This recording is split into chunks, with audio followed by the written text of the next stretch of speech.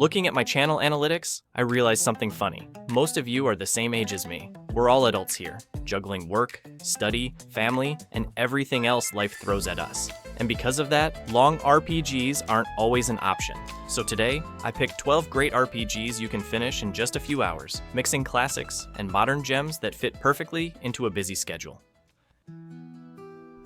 Child of Light is one of those rare RPGs that feels like stepping into a watercolor storybook. You play as Aurora, a young princess whose soul is taken to the mysterious kingdom of Lemuria, a place where the Black Queen has stolen the sun, the moon, and the stars. Your entire journey revolves around bringing that light back and restoring balance.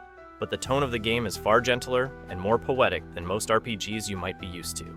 The combat is inspired by classic turn-based systems, with a timing bar that controls who acts next. On the surface, it looks simple, but it has just enough strategy to stay interesting without ever slowing you down. Aurora gains new abilities, meets companions, and builds a small party, but nothing here feels overwhelming. It's accessible, clean, and designed for players who don't want long grind sessions or complicated menus. Where Child of Light truly shines is its presentation. Built on the same engine as Rayman Origins, the game has beautiful 2D animations, flowing movement, and a dreamy art style influenced by famed Final Fantasy artist Yoshitaka Amano. Every area feels hand-painted, giving the whole adventure an emotional, fairy tale vibe. The story is gentle but surprisingly heartfelt, focusing on friendship, loss, and the courage to keep moving forward. Child of Light isn't about huge battles or epic difficulty. It's about atmosphere, beauty, and a short, memorable journey. And the best part? You can finish it comfortably in under 15 hours, making it perfect for busy players looking for something meaningful without a massive time commitment.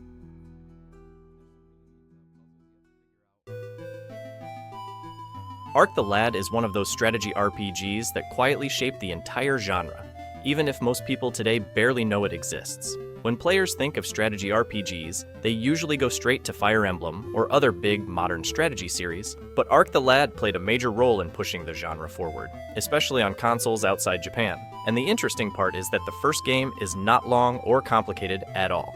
It feels like a focused introduction to grid-based battles, almost like opening a time capsule from the mid-1990s. The story follows Arc, a young hero pulled into a conflict much larger than himself. The narrative is simple, but it has that classic charm. Small towns, ancient prophecies, and a party coming together around a bigger mission. What really stands out, though, is the pacing. The maps are small, the battles end quickly, and every character fills a very clear role. There are no overwhelming systems, no endless grinding, and no slow tutorial sections. Arc the Lad respects your time, and that alone makes it feel refreshing today. Another thing that makes this game perfect for this list, you can finish the entire adventure in less than 15 hours. It works almost like a starter strategy RPG, showing the foundation that later games would expand and refine. Playing it today feels like exploring the early roots of the genre before it became popular outside Japan. If you have ever been curious about the beginnings of strategy RPGs, Arc the Lad is absolutely worth experiencing. It is short, focused, and historically important, yet still fun and satisfying to play right now.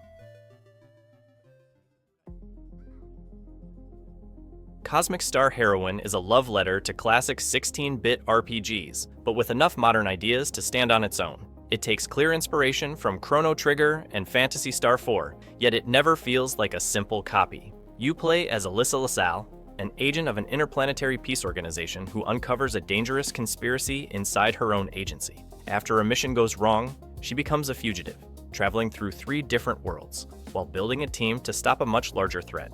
The story moves fast, almost as if the game refuses to waste your time.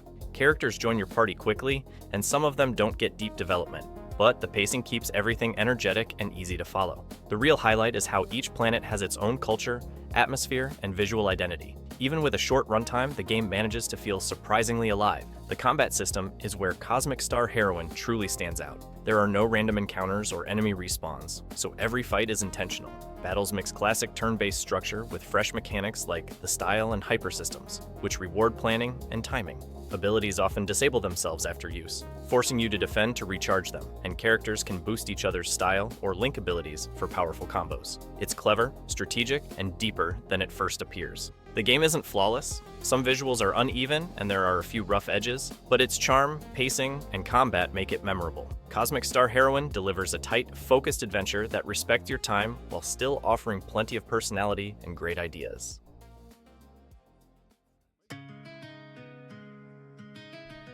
Transistor is a game that instantly stands out for its style and atmosphere. You play as Red, a famous singer who suddenly loses her voice and wakes up pulling a large talking sword from a dead man. This sword, the Transistor, becomes your guide as you walk through Cloudbank, a futuristic city where citizens vote on everything, from the weather to the colors of the sky. Behind this system is the Camerata, a group trying to control the city by reshaping it according to their own vision. The story never explains things directly. Instead, you learn through scattered terminals and the constant dialogue coming from the sword. Red never answers, giving their relationship a quiet emotional weight. The narrative feels mysterious and personal, asking you to pay attention and connect the pieces as you move forward. Combat is where the game becomes truly unique. It looks like an action RPG, but it's much more strategic. Every ability you gain is a function, and each one can be used as an attack, an upgrade to another attack, or as a passive bonus. You can pause time, plan a sequence of moves, and then watch them all play out instantly. After that, you must wait for your energy to recharge, leaving you exposed and forcing you to think carefully. If you fall in battle, you temporarily lose one of your functions, which keeps every fight tense and unpredictable. The presentation is stunning. The Art Nouveau-inspired visuals give Cloudbank a golden, dreamlike look full of elegant shapes and details. The soundtrack, featuring vocals sung by Red, adds emotion and gives the world a haunting, melancholic tone.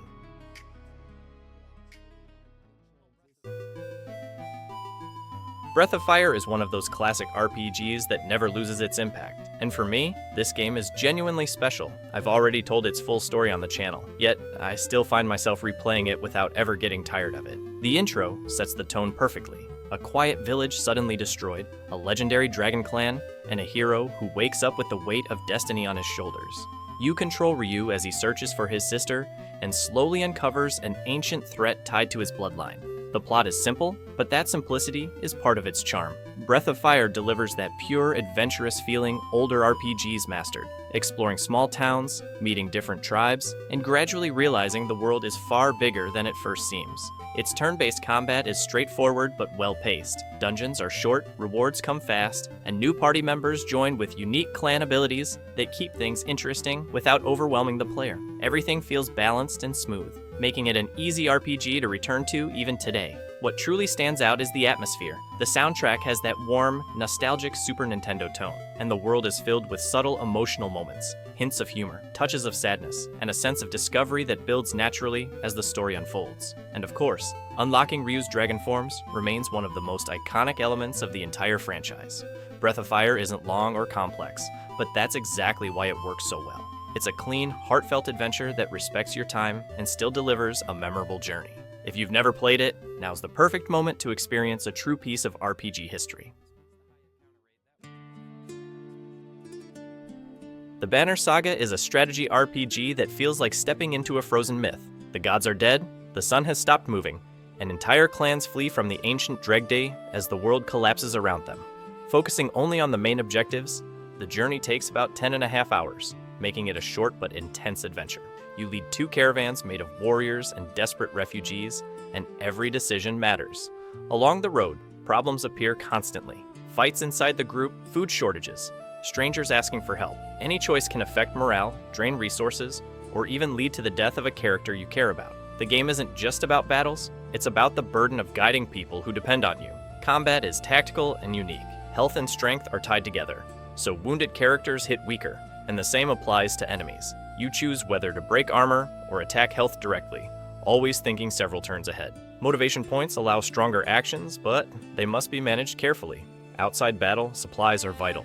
Reputation acts as currency for food, equipment, and character promotions. Upgrading a hero might leave your caravan hungry, so every decision carries weight. Visually, the game is stunning, with hand-painted art inspired by Nordic culture and a melancholic soundtrack that adds emotion to every moment. The Banner Saga is a compact, emotional, and unforgettable journey about leadership, sacrifice, and survival.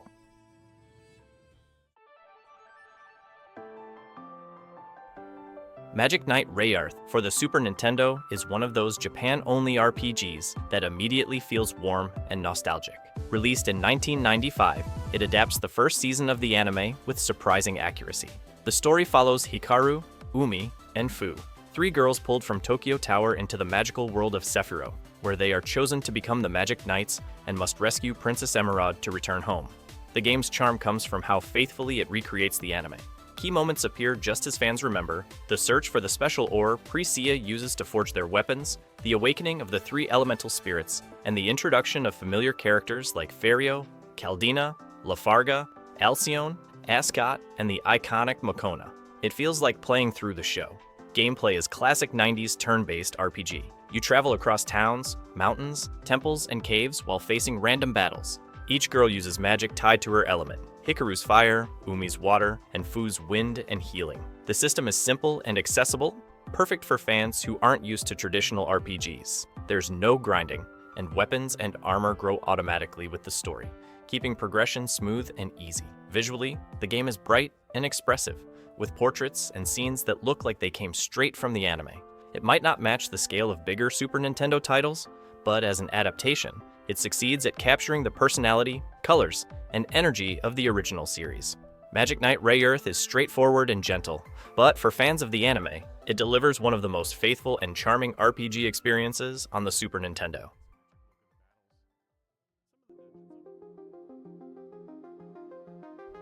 South Park: The Stick of Truth is one of the most famous comedic RPGs of the last decade, and even though I've never talked about it on the channel before, it definitely deserves a spot here. It's fast, funny, and surprisingly good, but let's be clear, this one is not for kids. So yeah, make sure the little ones leave the room, because this game doesn't hold back at all.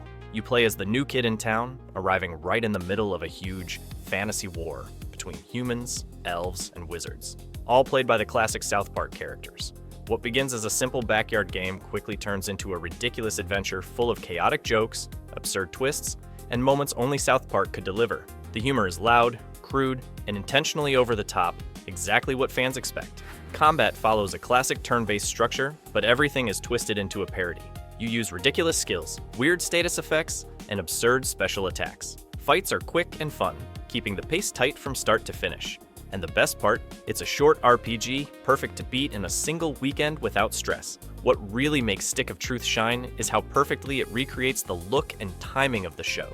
The visuals feel like an actual episode, and the cutscenes flow just like the series. The game stays energetic, never dragging, always throwing a new joke or unexpected situation your way. It's crude, chaotic, and absolutely hilarious. If you're okay with South Park style, and again, adults only, this is one of the most entertaining short RPGs you can play.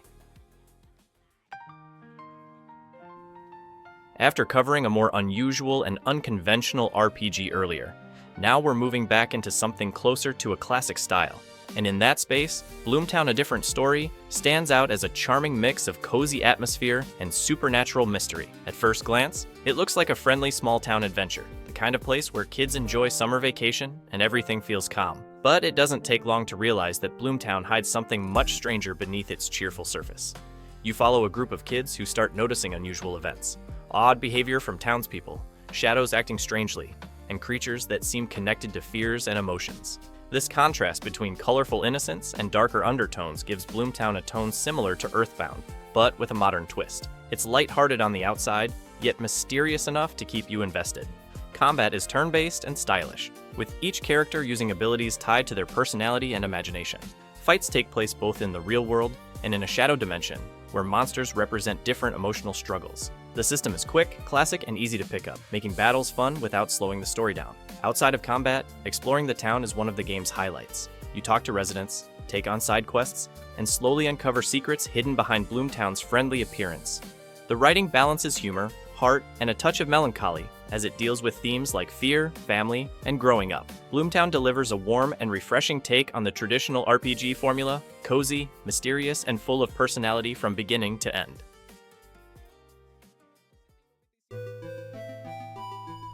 Now it's time for a true classic, one that I always come back to and genuinely love. Secret of Evermore is easily one of my personal favorites, a game that feels unique even among the great action RPGs of the 90s. It mixes adventure, humor, and creativity in a way that still stands out today. And every time I replay it, I remember exactly why it's so special. The story follows a boy and his dog who accidentally get transported into Evermore, a strange world inspired by different eras like prehistoric lands, ancient kingdoms, and futuristic cities. Each region has its own style, enemies, and tone, and the game constantly surprises you with its atmosphere and playful writing. It feels familiar to fans of Secret of Mana, but with its own identity and rhythm.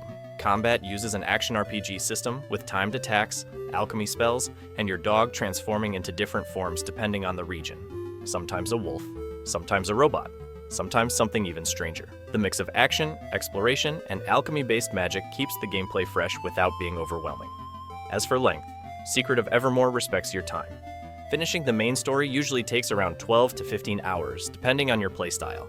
If you want to explore everything, complete side quests, and chase collectibles, the adventure can go up to 20 to 25 hours, but it never feels like it drags. It's the kind of game you can enjoy casually or dive deeper into if you want more. Secret of Evermore may not be as widely talked about as some other Super Nintendo RPGs, but it's one of the most charming and memorable experiences of the era, and one I'll always return to with a smile. Cthulhu Saves the World is one of the most charming and unexpected indie RPGs you can pick up. It takes the legendary cosmic horror icon, the great Cthulhu himself, and throws him into a completely ridiculous situation. He loses all his powers and must become a true hero to get them back. The result is a mix of comedy, retro RPG nostalgia, and genuinely clever design that works far better than it has any right to. The game embraces the classic 16-bit style from the very first minute, with turn-based battles, overworld exploration, fun dungeons, and quirky characters joining your party. But what really makes it shine is the humor. Every NPC, every monster, and every narrator message is packed with jokes that poke fun at RPG cliches, Lovecraft mythology, and even game design itself. It's silly, self-aware, and surprisingly sharp. Combat is simple, but full of smart details. Enemies get stronger each turn, so battles push you to act fast instead of dragging things out. Skills use a shared resource system that encourages planning instead of button mashing. Boss fights are short, punchy, and always entertaining, especially thanks to the wild monster designs and the over-the-top dialogue that comes with them. Exploration follows the classic RPG structure: towns, shops, forests, caves, but everything moves quickly. The pacing is one of the game's strongest points. You're always getting new abilities, new jokes, and new areas without long grinding sessions or filler. It's the perfect light RPG for players who want something fun without a big-time commitment.